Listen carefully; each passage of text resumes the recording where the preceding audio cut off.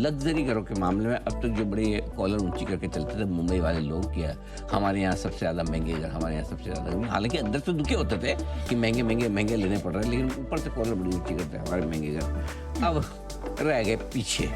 मुंबई से महंगा हो चुका है गुरुग्राम, जिसे आपके पुराने गुड़गांव के नाम से जानते थे, और दिल्ली वाले उसको गुड़गांवा भी बोलते हैं।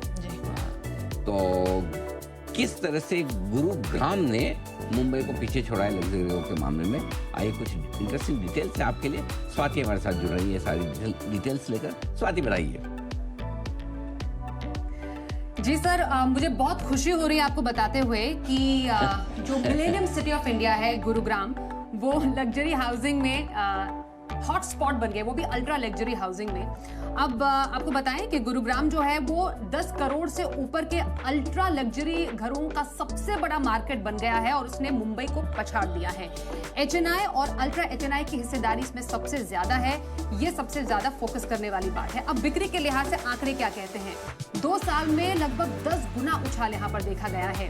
अगर हम 2025 साल की बात करें, कैलेंडर ईयर की बात करें, यहाँ पर गुरुग्राम में 24,120 करोड़ के अल्ट्रा लग्जरी घरों की बिक्री हुई। इसी पीरियड में मुंबई में 21,902 करोड़ के अल्ट्रा लग्जरी घर बिके हैं।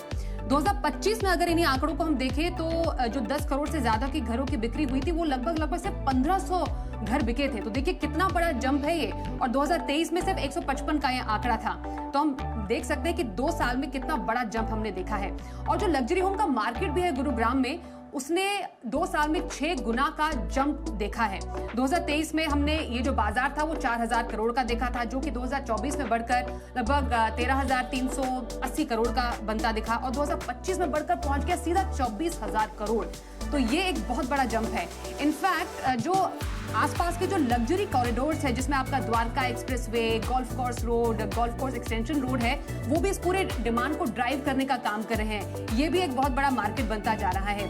अब जो यहाँ पर रियल्टी जो स्पेस में जो फोकस में स्टॉक्स हैं वो है DLF, signature global, Godrej properties, और हम सब जानते हैं गुरुग्राम के जो कमिलियाज हैं, अरालियाज हैं, मैग्नोलियाज हैं, गोदरेज प्रॉपर्टीज हैं जो है, वो काफी ज्यादा अल्ट्रा लग्जरी डिमांड में मानी जाती है। तो ये एक बहुत बड़ा एक खबर है गुरुग्राम वासियों के लिए, जो कि एक हॉटस्पॉट बनता जा रहा है अल्ट्रा लग्जरी हाउसिंग में।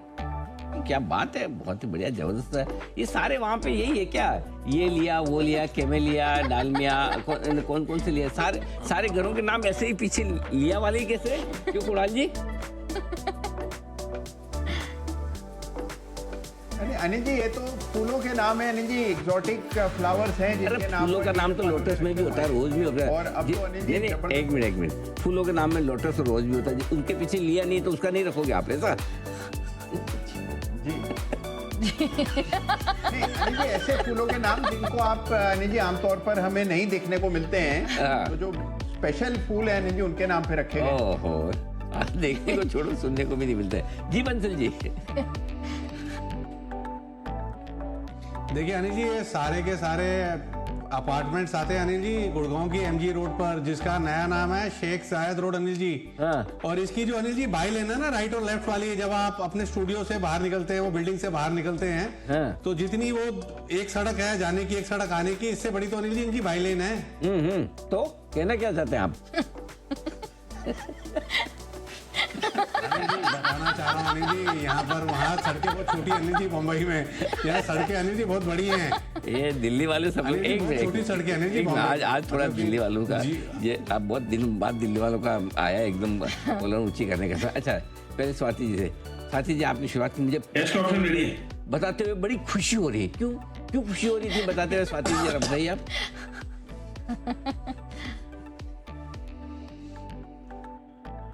स्वाति आपका ऑडियो नहीं आ रहा है। एक मिनट जरा, आपका ऑडियो नहीं आया है। हाँ आप बोले, क्यों इतनी खुशी क्यों हुई बताते? जी सर, जैसे सर आपने जैसे शुरुआत में बोला था ना, एक टाइम पे कॉलर ऊंची आप क्या करते थे मुंबई वाले, तो अब हमारा टाइम आ गया दिल्ली NCR वालों का थोड़ा कॉलर ऊंची करने का। अब आपको एक फैक्ट बताऊं, फिर बताइएगा खुशी आपकी कम तो नहीं हो रही? जो आपका बिजनेस का ऑफिस है, जहाँ भी आप आके गई थी 2 दिन पहले BSC बुलरन में, यही हमारा ऑफिस लोअर परल का है। अब तक ये सबसे महंगा इलाका था गुरुग्राम के पहले, अब आपकी वजह से 2nd नंबर हो गया। क्या अभी भी इतनी खुशी है?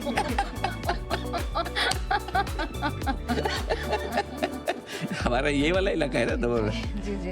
अब क्या करें बोलो, अब तो स्वाति जी को सोचना पड़ेगा कितना कुछ हो रहा है कितना, बट एनीवे तो ये इलाका अब नया जो डेवलप हो रहा है गुरुग्राम का वो बड़ा, देखो 4,000 करोड़ से बिक्री 24,000 करोड़ 2 साल में हुई। Absolutely. कमाल का वहाँ पे डेवलपमेंट हुआ है। और बंसल जी जब तक बात करते भी रहते हैं कि आजकल जितने भी दिल्ली के जितने पैसे वाले लोग हैं सबका गुरुग्राम में इसी की CEO कोई लिया वाला जो बिल्डिंग बन रहा है उसके अंदर पहले कैमेलिया था, एक और कोई पास में बन रहा है, मैग्नोलिया बन रहा है, नया बन रहा है, बढ़िया है। चलिए दिल्ली वाले मजे करो, नंबर 1 हो चुके हैं आप, बहुत बढ़िया।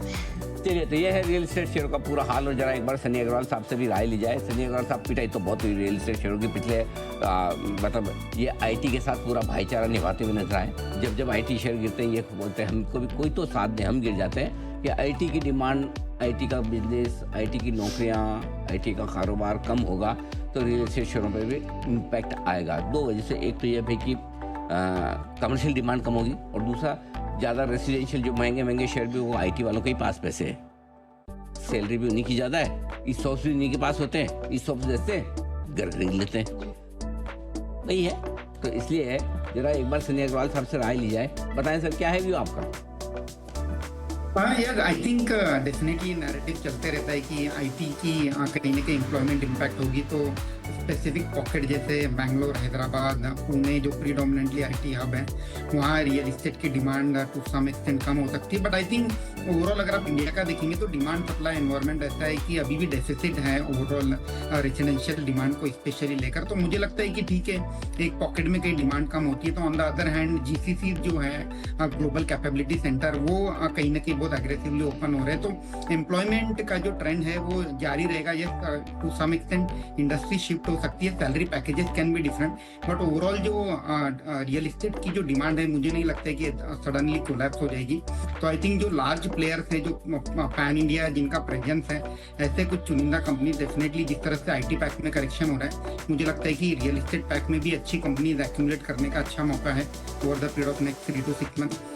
जैसे कि गोदरेज प्रॉपर्टीज, प्रेस्टीज एस्टेट और फॉर दैट मैटर अगर हम मुंबई मार्केट से बात करते हैं सनटेक रियल्टी, लोधा, ऐसे कुछ चुनिंदा प्लेयर्स है जो ग्रेजुअली पोर्टफोलियो में ऐड किए जा सकते हैं। इस स्टेट और बाकी सारे शेयरों पर राय आपके लिए सनी जी की तरफ।